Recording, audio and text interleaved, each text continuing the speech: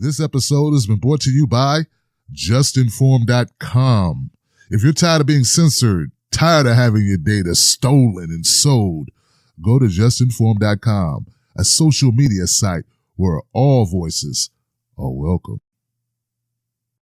So, according to CNN, there have been some Democrats planning on protesting Nancy Pelosi's run for House Speaker.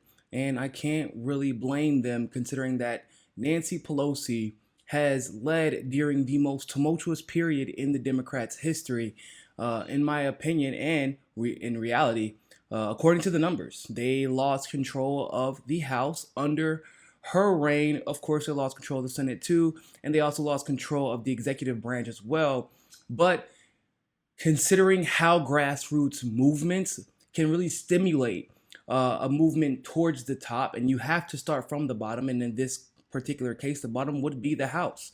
Removing Nancy Pelosi could be a move detrimental to the establishment, but a move that could set the tone going forward for any progressive Democrats who want to get things done in the House and who want to really convey the message that this is a new Democratic Party, that they will not adhere to the ways of old, and that they will make revolutionary change once they take over the House. Now, according to CNN, two Democrats leading the rebellion against Nancy Pelosi were bullish Tuesday evening about their efforts to stop her from winning the speakership, promising to reveal that they had enough support to cause a major shakeup at the top of their caucus. And that turned out to be true, because NBC reported that Democrat Jason Crow to the Denver Post said, "I won't be supporting Nancy Pelosi, and I want new leadership to set up and move this country forward." Democrat Johanna Hayes, in an August debate, "I would not vote for Nancy Pelosi." Democrat Elisa Slotkin to the Washington Post in May, "I think it's clear that on both sides of the aisle there are people seeking new leadership, and I'm going to be looking for someone who best represents my district and what we care about here. And I believe in a new generation of leaders,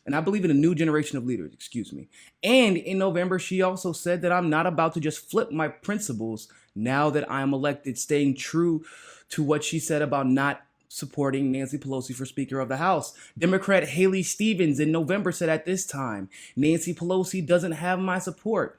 Democrat Rashida Tlaib, in an extraordinary interview, says she doesn't speak about the issues that are important to the families of the 13th Congressional District of Michigan, and they are the priority for me. And if you saw that interview, she was very poignant in that interview. She was not holding back. It was really a no-holds-barred interview where she let Nancy Pelosi and the Democrats know exactly where she stands on the issue of her being Speaker of the House. Democrat Dean Phillips has called for a new generation of leadership. Democrat Jeff Van Drew said in a statement in June, "After more than a decade of leading the House Democrats as Speaker and Minority Leader, Congresswoman Nancy Pelosi will not have my support in the next session." Democrat Mikey Sherrill said in May, "I won't be supporting Nancy Pelosi for leadership either." Democrat Max Rose over the summer, "If Democratic Party is going to earn back the trust of American people, then we need to show them that we are serious about changing our politics, and that means we need to change leadership." Anthony Branzetti of New York, "I believe it's time for new leadership." Democrat Joe Cunningham on Twitter, "The Democratic Party needs new leadership now." Democratic advocate, look at people. If Nancy Pelosi doesn't get the picture by now, then that really exemplifies just how selfish she is. Now, in another article, Nancy Pelosi actually tried to pull out the woman card. She said that it would be, it would look really bad on the Democratic Party if all these women got elected and they push the woman Speaker of the House out. Well, there are two problems with that. Nancy Pelosi isn't the only woman vying for Speaker of the House.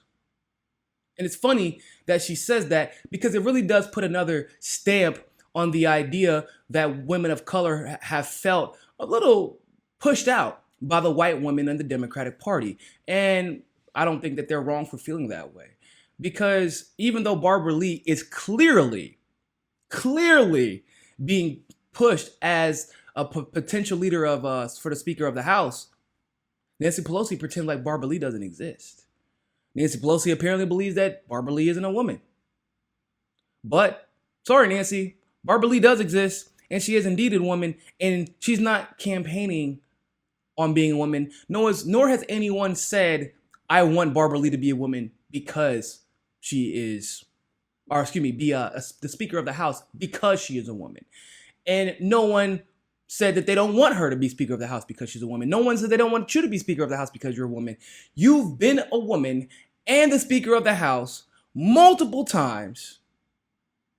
You've been minority leader. Clearly, the fact that you're a woman is irrelevant in this scenario.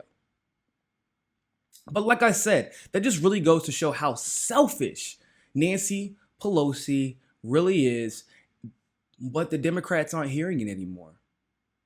These new speakers, or excuse me, these new representatives are tired of the same old politics.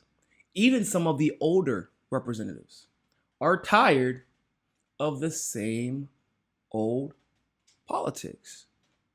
And if we are going to see some change, some legitimate change, then I agree with all of those all of the aforementioned Democrats. It is time for brand new leadership in the House of Representatives and really in the Democratic Party overall. So I am very, very, very excited to see how this story plays out in the long run.